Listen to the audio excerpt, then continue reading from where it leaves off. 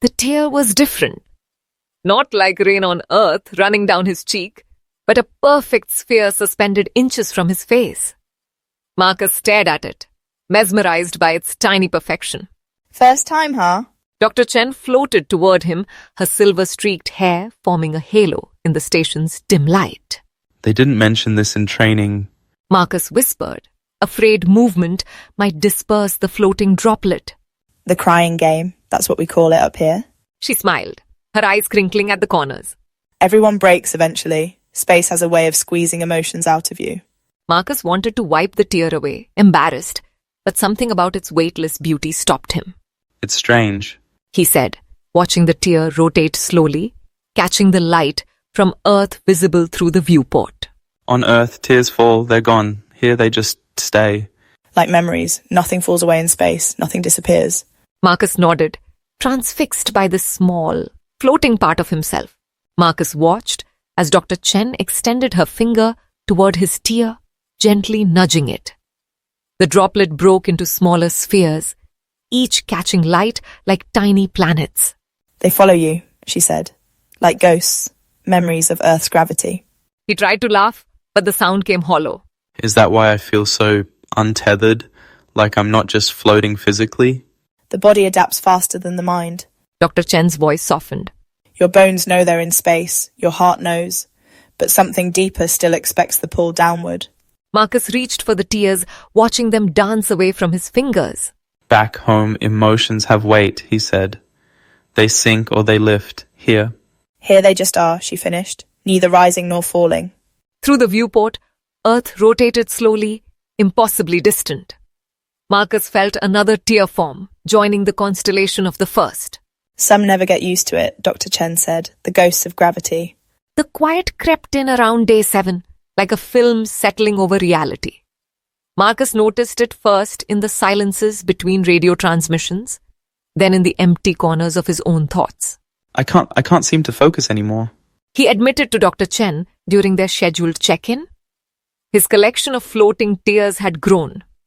A small constellation that followed him through the station. We call it the drift, your mind adapting to a world without anchors. Is that why I keep seeing shadows? Movement where there shouldn't be any?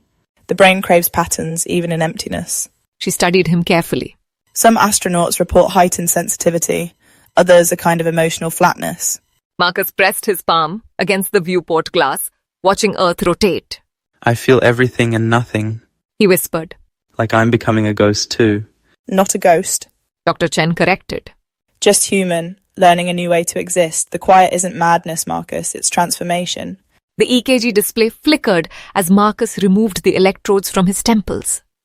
His hands trembled, not from fear, but from something deeper. I've been having these pains. He told Dr. Chen during their medical examination. Not physical exactly, more like memories that hurt. Dr. Chen studied the readouts, her brow furrowed. Your cortisol levels are elevated, brain activity shows unusual patterns in the amygdala. Is that bad? It's unprecedented. We've documented physical adaptations to zero-G, but emotional adaptation is poorly understood. Marcus gestured to his collection of floating tears, now clustered near the air vent. They're getting more numerous. He said. Sometimes I cry without feeling sad. Other times I feel crushed by grief, but nothing comes out. Dr. Chen touched one of the suspended droplets with her finger. The human body was never designed for this environment, she said softly. We're witnessing the birth of something new, pain without gravity, tears without falling. Is there a treatment? No, she admitted.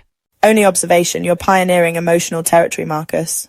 The weight of Dr. Chen's words hung in the air long after their session ended. Marcus found himself at the observation deck, staring out at the endless black canvas dotted with distant stars.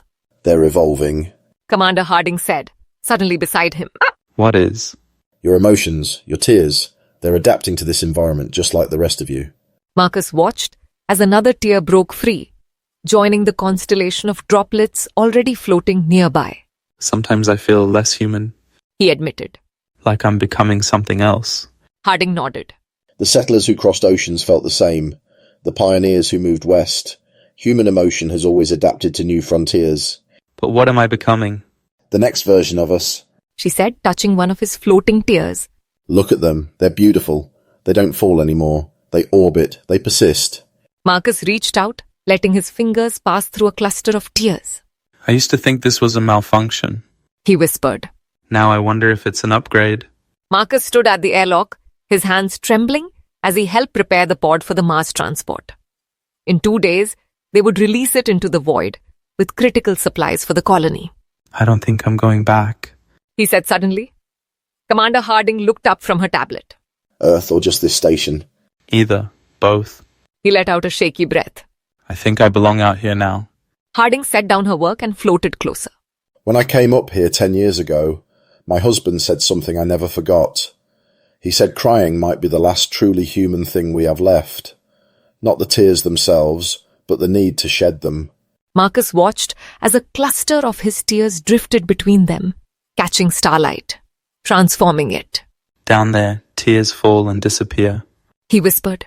Up here, they remain. They become part of the landscape.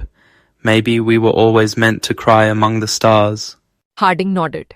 Maybe all evolution begins with one simple change. The station hummed with new energy as 50 colonists prepared to board the first manned mission to Mars.